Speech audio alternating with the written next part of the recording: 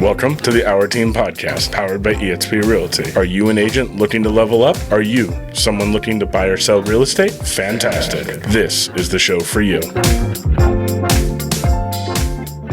Hey guys, thank you for joining us on the Our Team Podcast. I'm Brian Auer.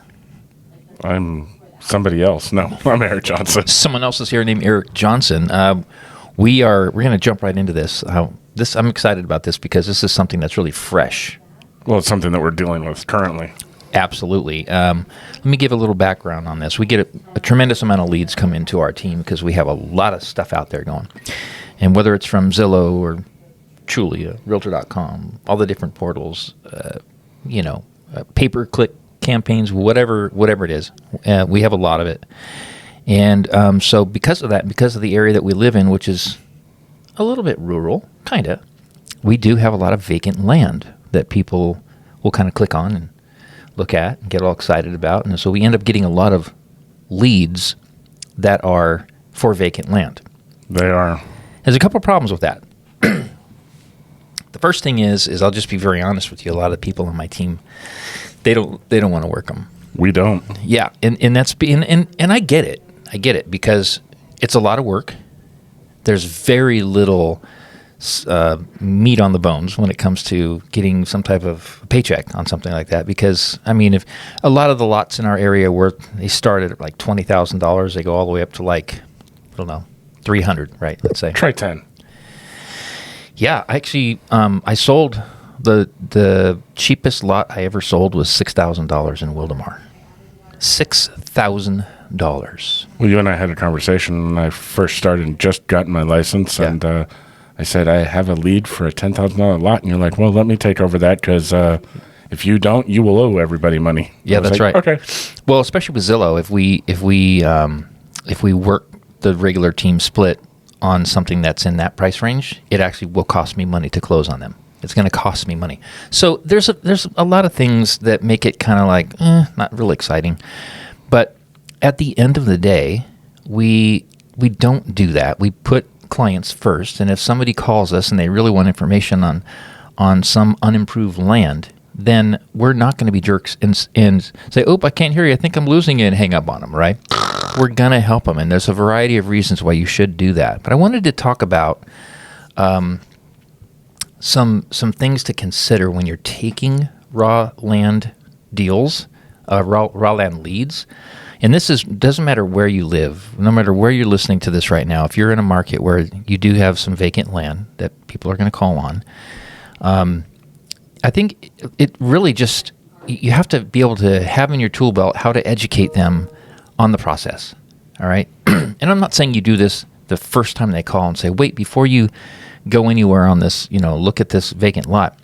Do you know about this, and just be all Mr. Discouragement through the whole thing? Yeah, but do that out there. That way you get to build the rapport while you're out there. That's right. Meet them in person if you can.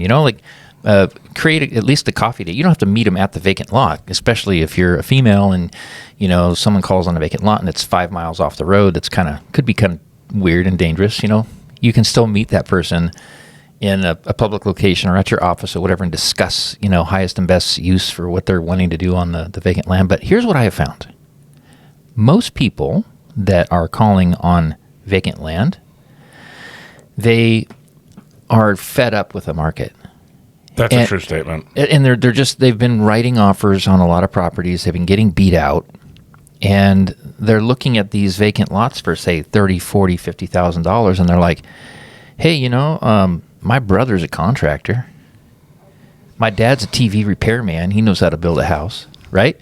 So they get in this mode of, well, I can probably build a house for $200 a square foot, and if I buy this lot plus build 1,000 square feet, that's for $400,000. I'm golden. That includes the pool.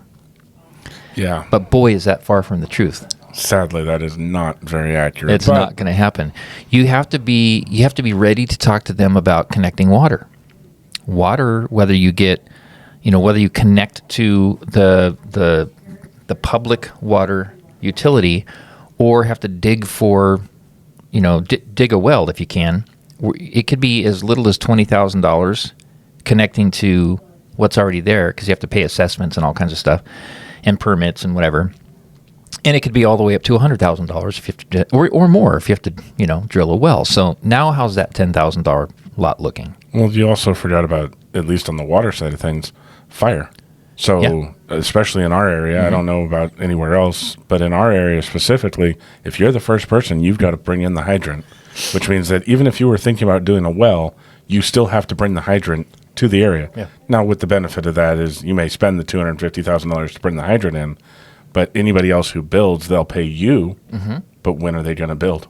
It could be forever or never, right? Correct. So you brought a hydrant in for you. What about electric? I mean, you're either going to have to put in a bunch of panels and go off the grid if it's allowed. I was going to say, that's not allowed. You have to bring in the power as well. No, there's places here. There's actually places in our area, in San Bernardino and Riverside County, where you can live off the grid. They're way out there. I mean, there's places in Warner Springs, for example. That's actually San Diego County. But the point I'm trying to make is if you talk to them about water and the expenses and electric, whether it's bringing in from a nearby pole, it could be $50,000, $70,000. I mean, it's so much money. And what about sewer? You're going to have to, we've talked about this before. That's why I'm blowing past this. Once you get in your mind and in your arsenal, in your tool belt of kind of some things to bring up to them, then I think what you'll find is a lot of people, and you can do this if you're really good, you can do this in a way that makes people feel like you're not trying to, discourage them or steer them out of it, just inform them, right? Be that knowledge broker and just say, hey, it's excited, this is really exciting that you're looking at a lot. What has you looking at vacant land? Find out why they're looking at it. Because if they say, oh, I've been just really beat out on everything, or I'm finally ready to, leave my apartment and build my first home, it's like those kind of things, that's scary because they just don't know. So wouldn't you agree that if you have all of these, general ideas that a perk test is, $5,000 to $12,000, and you need one before you put in a septic system, and that's going to cost anywhere from $7,000 to $30,000, or you have kind of a little bit of knowledge about what it takes to go through the building process, then you can speak to them and help them make an informed decision. Right, and that's the goal, is to open up their eyes to what's going on. Now, I will give you a flip. I was working with a different team member, and we were working a land deal, basically. So we drove out there, and we were talking to them, and they were really interested in the land, and he was a vet, and he was like, oh, I've got my VA loan. They'll totally lend on this. And I was like, okay, cool. And he goes, we're just going to think about it. And then we follow up and say, so how's it going? And then we start checking, what's going on. He's like, oh, I'm actually looking out of state. And with all the information you gave me, now I have a better understanding of what I need to be asking. Right. So he was like, thank you for the education. Yeah. And now he had a better idea. And he's like, out of state actually makes better sense. Oh, yeah. But that being said, I was like, well, happy I could help. Yep. Well, and that's at the end of the day. I mean, it just if you're truly in this business because you're passionate about the real estate industry and you really want to help people and you like working with buyers and education and all that, then it's okay if they don't buy. I mean, it is because that's look, a lot of half the conversations I have. What am I saying? 90% of the conversations I have with people, especially if they're new, does not result in a sale right then and there. It just doesn't. I mean, it's a process. That's why it's important to build a funnel of all kinds of prospects, building your pipeline. But I wanted to start off by saying all of that. You need to know all the things that's involved in building on vacant land, knowing about permits and all that kind of stuff a little bit. Just some general ideas. But you should not fear taking those calls, because did you know that at least according to Zillow, for example, and they do a lot of research. I respect Zillow a lot because they spend a lot of money in research. Because they spend so much money, they don't want to be blowing it. So they probably track and measure better than a lot of the sites that are out there. So according to Zillow, 50% of the land calls convert over to purchasing residential. Not surprising. 50%. That's what they say. And I think I tend to believe them. It feels like a little bit less than that from all the calls that I've taken. I have taken hundreds of land calls. And the reason for that is because I had all the land calls basically coming straight to me, so I could sort of deal with them. And then, it was something we were doing that we didn't realize was not allowed. So we're not doing that anymore. The whole team takes land calls. But I just wanted to encourage you that if you're out there and you're spending money on leads and you're getting calls from people and they're calling on land, just be good at sales. You can easily either help them out and help and be a part of the success story of them buying a lot and building on it, but more situations than not, as you help them discover what's involved in it, they're probably going to say, you know what, I probably just need the right agent to help me find that house, because that's what we do. We end up saying, listen, I know you've been very frustrated with the market, and it is frustrating. However, I would like to help you find a house that works for you, and I have a ton of strategies that I can implement when presenting an offer on your behalf to make sure you have a better chance of winning. Yeah, exactly. It comes down to just having an overall understanding of both markets, which allows you to not steer, but guide in a way that is helpful. When you mean both markets, you're talking about vacant land and residential. Correct. Yeah. Okay, you're right.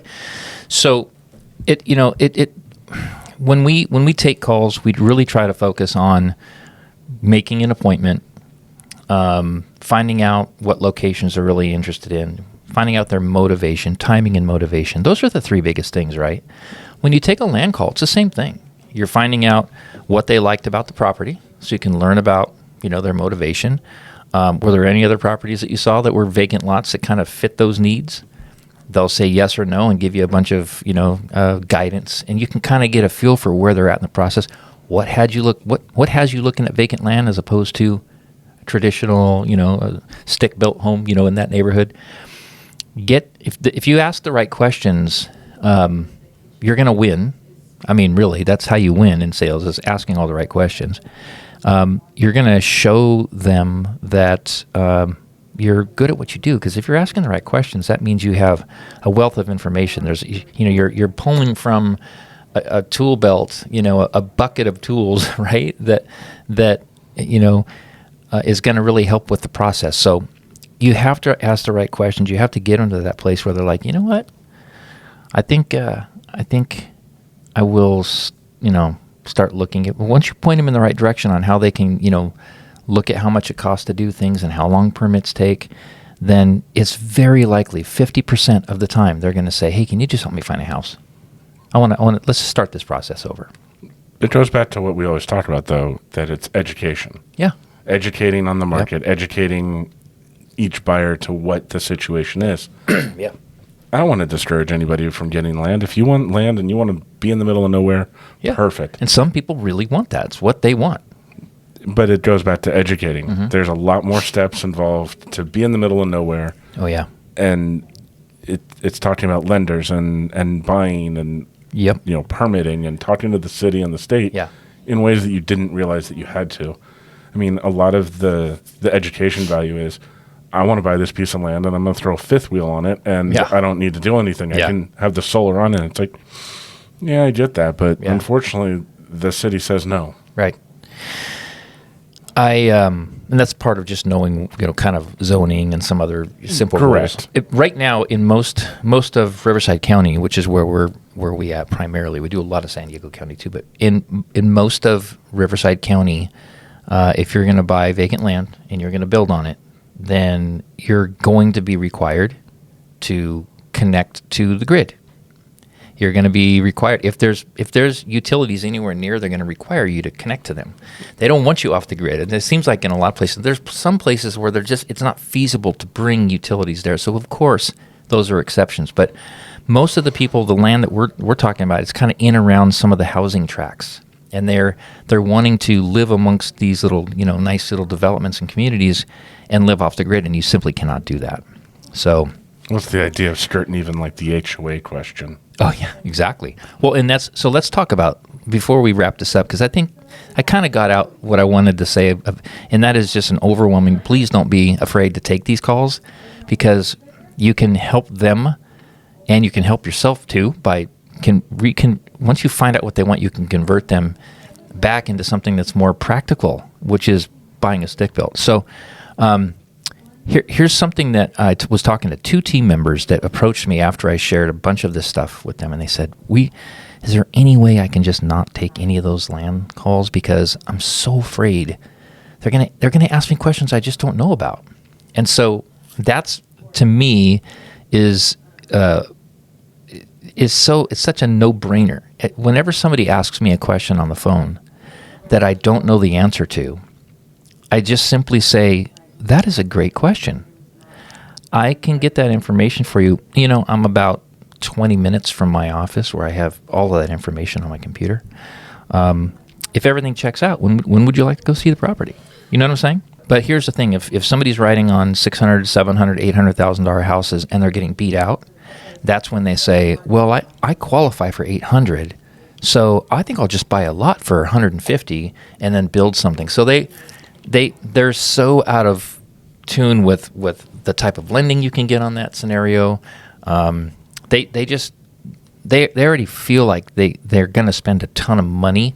They're still in that. If they're looking at $150,000 lots with the intentions to purchase, the intentions to build, then usually they're already kind of qualified or have been talking to lenders and stuff like that about, and they're qualified in a price point that, you know, is up in a reasonable price point to just get them back converted and looking at stick-built homes.